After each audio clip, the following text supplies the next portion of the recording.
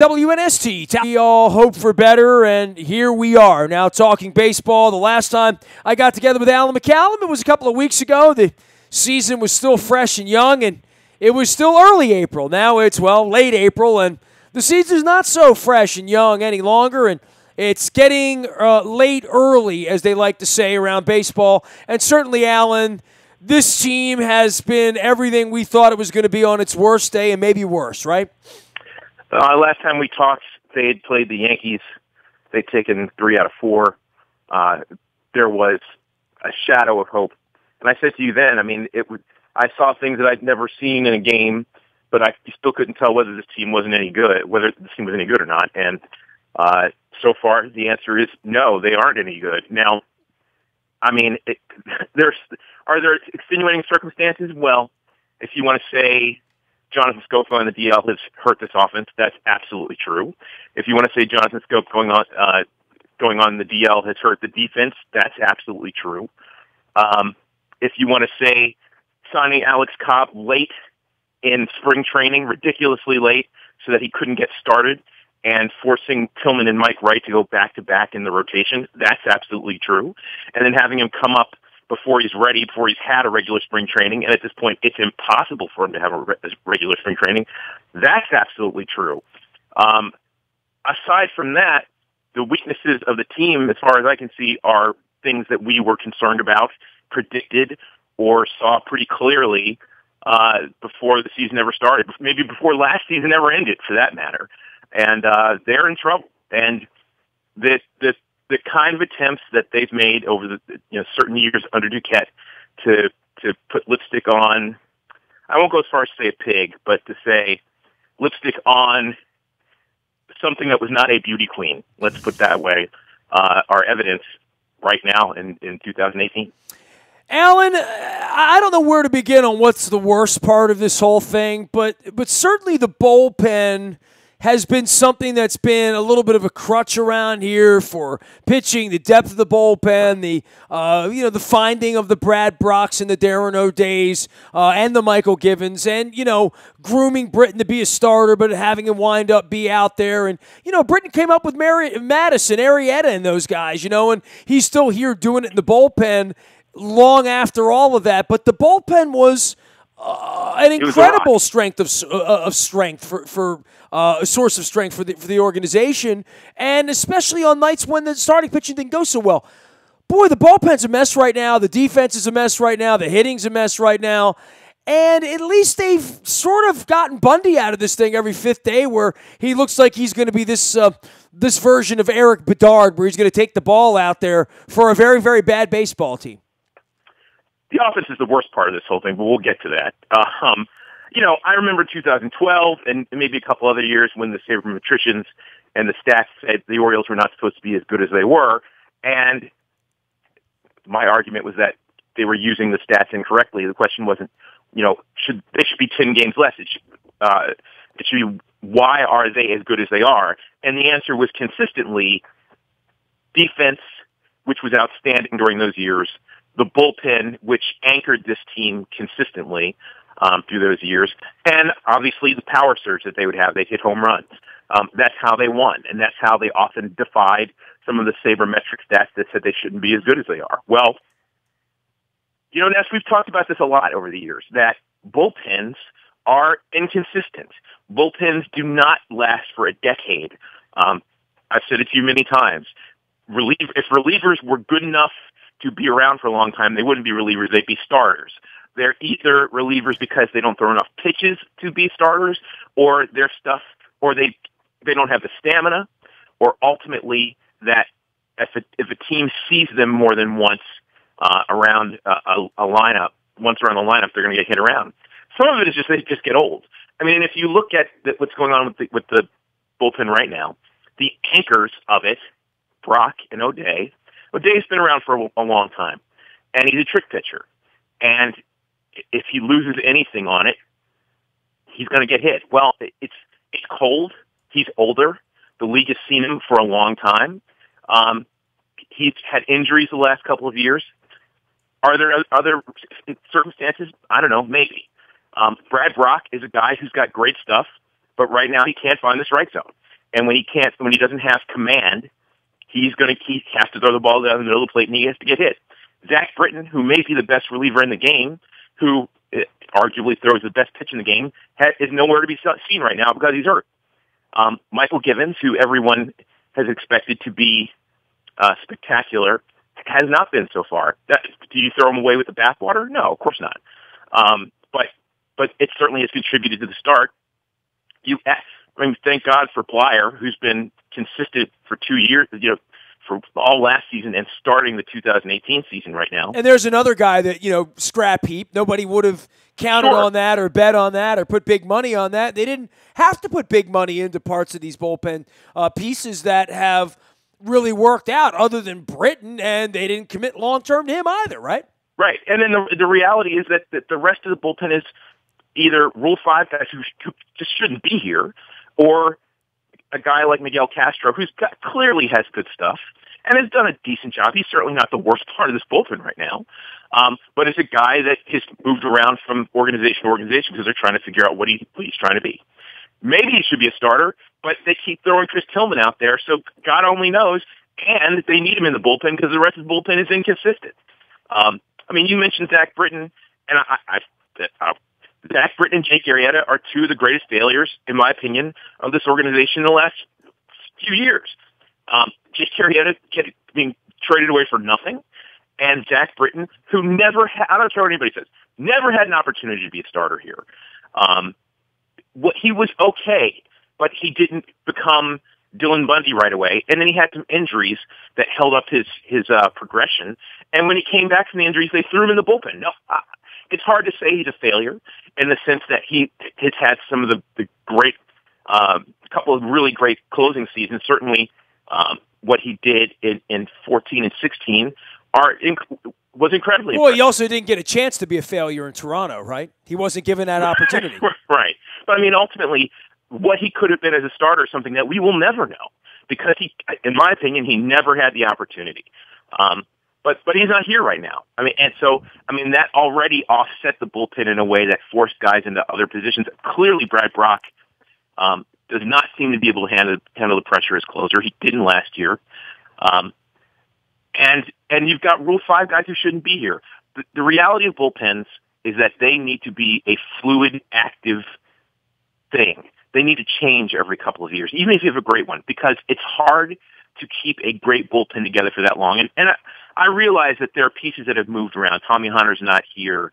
T.J. McFarland's not here anymore. There are a lot of names that aren't here anymore, but we talked about it last July. They could have traded Brad Brock. They could have traded Zach Britton when he came off the DL. Maybe the market was a little less for O'Day. He'd been hurt, and he didn't get off to a great start when he got back. But if they had looked to move those guys before they hit this point, they could have gotten something for them.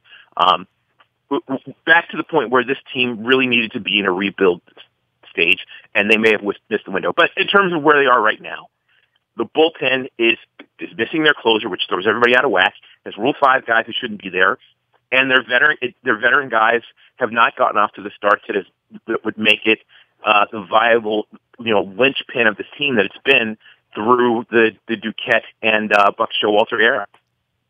Alan McCallum has been our baseball historian and insider for almost a quarter of a century now at this point, going back 2 decades here at WNST.net. You can find him, Alan, at WNST.net. And sometimes E.M. Spencer, his band, is out on the road as well. From a disappointment standpoint here, we can all stand disappointed, and obviously what the Red Sox have done has looked sort of 84 Tigers when they're not getting no-hit by some kid in Oakland the other night. I told you they were going to be way better than the Yankees were. I told you that before the season started. Yeah, you were on the Red Sox in the beginning. But what is the strategy now, Alan? How is this going to play out? And I think the hardest part of all of this, and one thing that's now been outed since the last time you and I spoke, was Ken Rosenthal has reported that Peter's no longer running the organization. I've been reporting that for about 4 months now, going back to December when I found out about it. And things are different. And decisions to give Alex Cobb $53 million. Brady Angelos is now involved here. You got a player now involved in giving out contracts, far different than where Peter would have been. But Buck's lame duck. Duquette's barely reporting for work. Brady's sort of kind of running it. John and Mom are sort of involved in the key decisions. So when July whatever comes along and whatever team's going to make whatever offer for whatever Machado, Britton, Jones, you name the player that could be on the block here, right. Who are the people making the decisions as to what high A-ball prospect we get or what kid down on the farm? I mean, that's really where the cluster is here, because I remember when old Sid Thrift was making those decisions and the Jacobo Sequoias and a whole litany of other guys we never heard of again were involved in all those deals with Will Clark and with B.J. Surhoff. If there's going to be a sell-off, I want the smartest baseball people in the room making the decisions about prospects. I don't think that's anybody in this room. Before we get to this point, because that's clearly sort of the quintessential question right now, can we address the defense for a couple minutes? Sure, we can bitch about ownership later.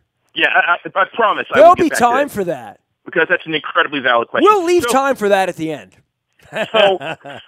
So in Boston, when they got beat to a pulp, they had Danny Valencia at third base one day, and the internet went insane about the Orioles' best third baseman should be there, not at shortstop, and all this rigmarole. And you know what?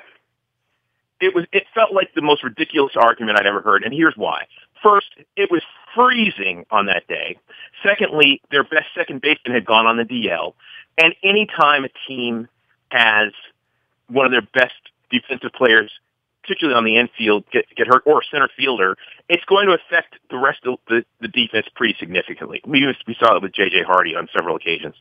The problem wasn't that Machado should be at third, although that's clearly his best position. The problem was that there weren't too many Machados out there. Because if they put Manny Machado at third base, then suddenly the biggest question is shortstop. And shortstop is the linchpin of the infield.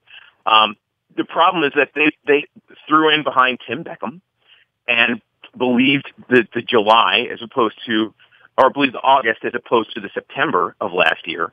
And Tim Beckham is an okay player. And defensively, I mean, he's certainly not a Gold Glove player. He's not a Gold Glove player at short. He's not a Gold Glove player at third. His best position may be second base, and he's not going to play that on a regular basis here because Jonathan Scope is one of the best second basemen in baseball.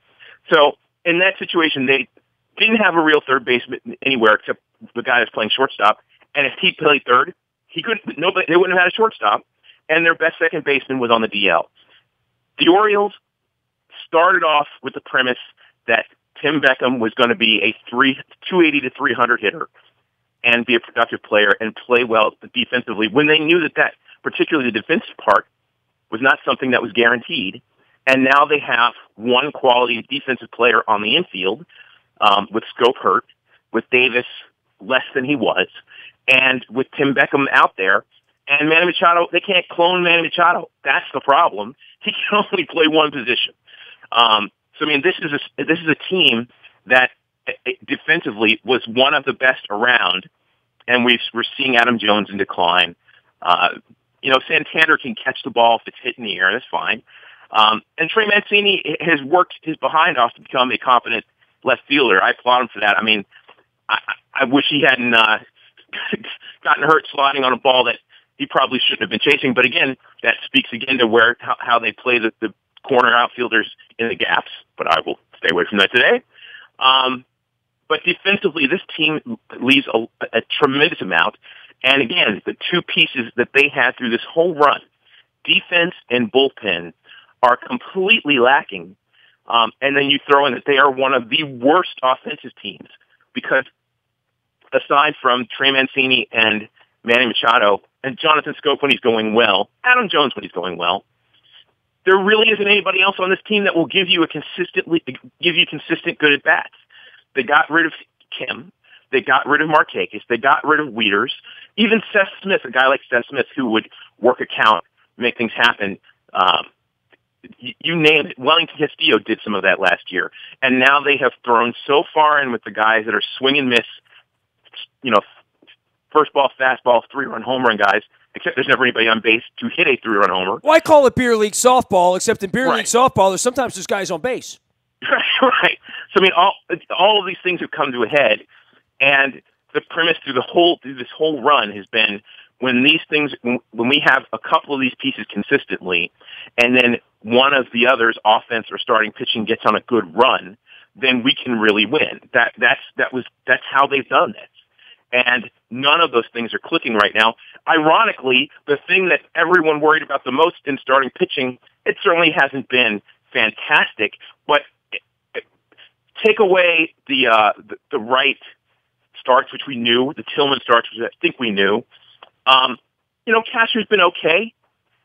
Gosman's been okay. Dylan Dundee's been fantastic. So, I mean, you've 3 out of 5 times on a fairly regular basis when they go out there, they've got starting pitchers that can at least keep them in the game, and the rest of the elements of the team can't do it.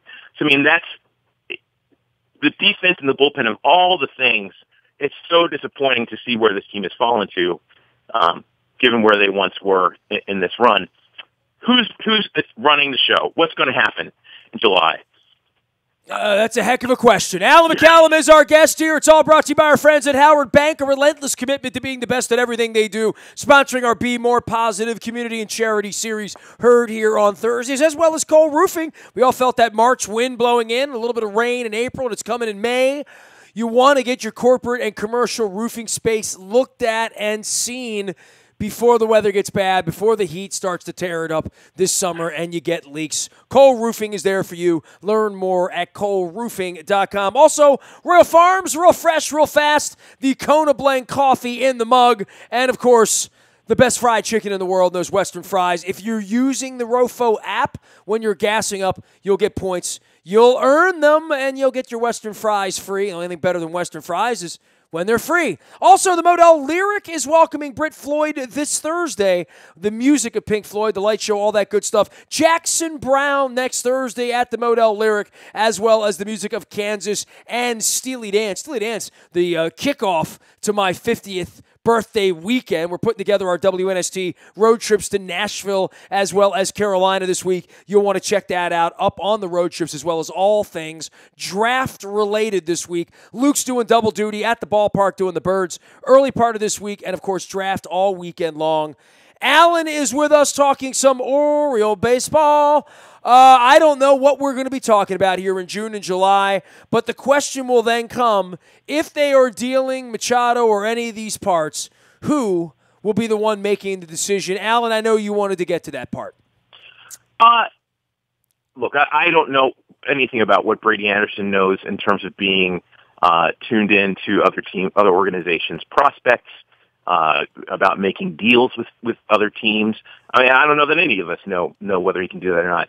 Because he's a former player doesn't mean that he can't. I mean, Billy Beane is a former player. There are lots of general managers in every sport. Ozzie Newsome being one who's done a pretty decent job out in Owings Mills. No question. So, I mean, I don't discount Brady and his ability to do it because this is new to him. When I started covering the Orioles for you, he was a clear part of the success of that team in the 90s. And I found Brady amidst a team of jocks and guys that had varying levels of, intelligence and et cetera, to be a very intelligent, very bright, forward-looking person. It's funny. I mean, I think Mike Messina was historically thought of as, Stanford smart guy, but very quiet, introspective, wasn't particularly the guy you would want to lead the conversation. And Brady was that guy. I mean, sense of humor, forward thinking, clearly had some intellect about him, and wasn't afraid to show up, but didn't necessarily flaunt it either. So I mean, I don't know what he knows. I know he knows the game. I know he knows he can see talent in players.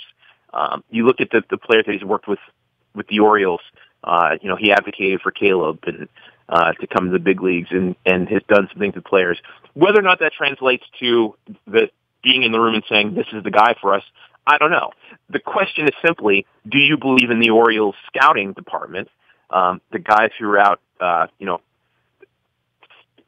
as cross-checkers across the country looking at other players and saying whether we can do this. Now, don't discount for a second, and I realize that the regime is changing, but I mean, Duquette is still there, and this is a man who has consistently, when given the opportunity to look at a team in 13 and in 15 and in 17 and in this offseason, and be realistic about where they were and say, you know what, this isn't the year for us. In 13 and 15, it wasn't about tearing the team apart, but not trading away pieces that you might have needed, Jake Arrieta, Zach Davies, et cetera, to go get, these weak pieces that were never going to help them and only hindered them ultimately, while giving away things, talent that could have helped them. He's not always been realistic. So I don't know. Is he at this point in 2018 saying we can still get in this? If he is, he's a fool. So I'm afraid to even say that they're clearly going to make moves. But let's assume they do. Let's assume that they wake up and say, this team is not going to do it. We need to be forward thinking. Then the question is, that would be the first day in 25 years they've had a thought like that, quite frankly. See, I disagree. Andy McPhail did. I'm being unfair. That's how Adam Jones and Tillman and Davis got here. The one time they actually did do some forward thinking, it actually worked out okay. Andy McPhail knew what he was doing, and I've been saying this to you for years. Andy McPhail was the architect of the foundation of this team and the success they did have 2012 through 2000. 1,000,000%. Luke and I discussed that earlier in the week and said, Andy McPhail was the one pulling the trigger on those trades. Yes. Sid Thrift was pulling the trigger on the other trades. There's a correlation there to when Melvin Moore is all you got out of all of those deals, and we're still sitting here with for better or worse, with $130 million owed to Chris Davis, right? And, right. Chris Stillman's still out there pitching when he probably shouldn't be. And Adam Jones, who, may or may not collect another paycheck around here, but certainly has been the straw that stirred the drink here for all the winning we've had here the last 5 years. If not him, then Buck Showalter. I mean, Adam Jones and Buck Showalter, to me, are 1 and 1A for this era. It's always, in sports, you cannot be sentimental. J.J. Hardy was one of my favorite players through this period. And I said to you in 14 when they signed into that contract, J.J. Hardy's a professional. J.J. Hardy is a drastically underrated shortstop. I love J.J. Hardy, but I am terrified about having them give him this extension on his contract because he does not strike me as a player who's going to age well. And that was, you didn't have to be a genius to see that. Chris Davis, great with power. When he's going well, he can carry a team for a week or 2 weeks. But there are so many holes in his swing. He is so erratic. He's so easily pitched to. How does it make sense to give him a 7-year contract? And I realize that there were other influences involved in this. I do, in terms of ownership and what they wanted. Maybe it wasn't a Duquette call. I don't know. But to sign him to 7 years when nobody else wanted him for one should give you pause. To sign a guy like Trumbo, and it's a 3-year contract. It's not overwhelming, and it is a tradable contract. And he has some. If he comes back healthy, he has some appeal given the amount of money and the length of term of service on the contract that maybe they can move him. But to sign him to a big contract when nobody else wanted him because he had one big year at Camden Yards, again, these are questions you have to ask yourself. Is Duquette the guy I want to rebuild the team? No.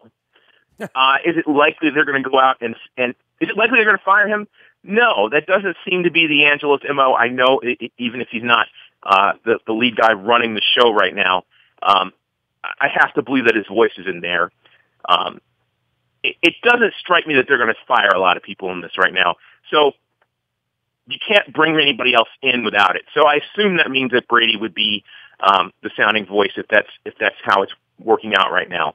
So the question is simply, do you trust the scouts, and how willing are they to say,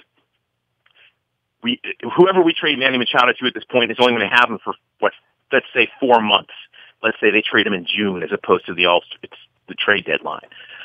You can't get as much for him.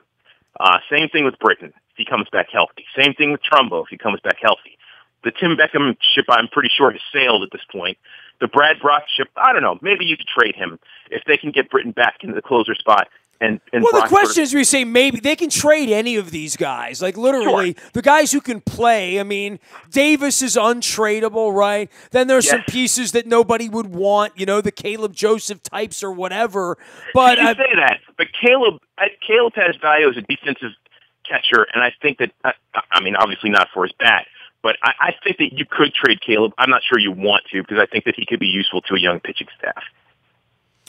Yeah, I mean, fair enough. I mean, I'm not even picking on him. I'm just simply saying Bundy, you would not trade. I'm assuming they wouldn't trade Gausman just because of price. Scope.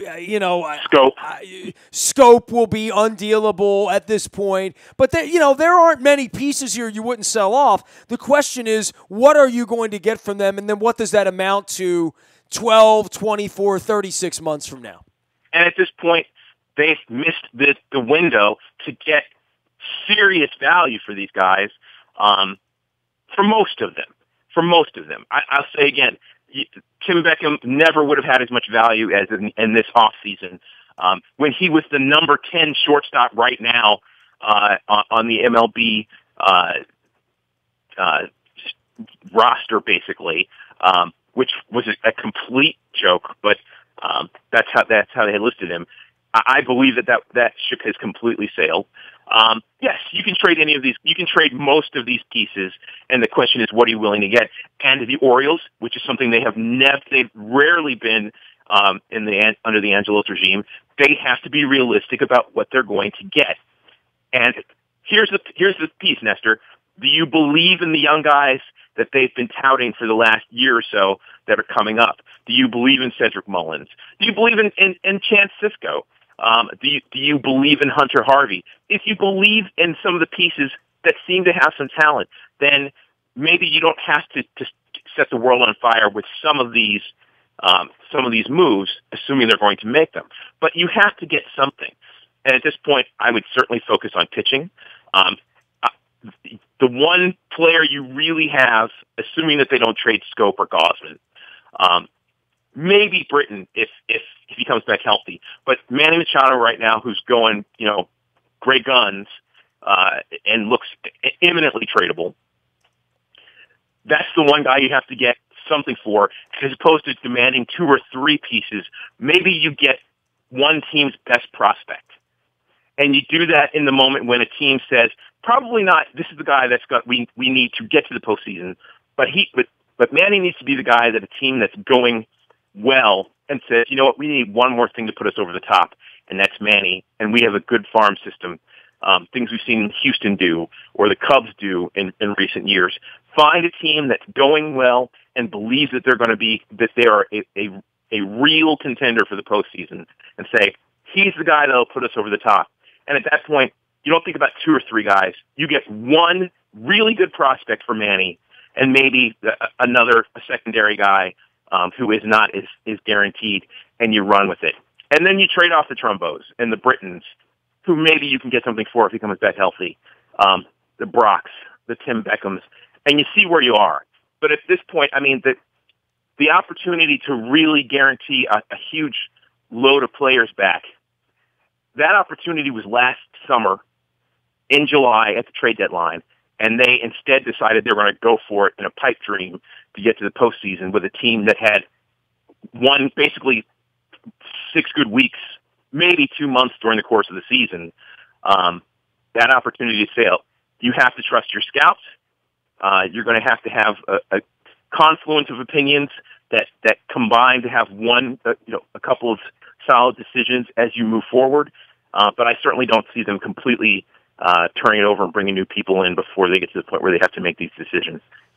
You been to the ballpark yet this year, Alan? I have not. You going to the ballpark this year, Alan? Oh, absolutely. I mean, I'm a baseball fan. I sat through 14 years of losing this. I mean, this is not...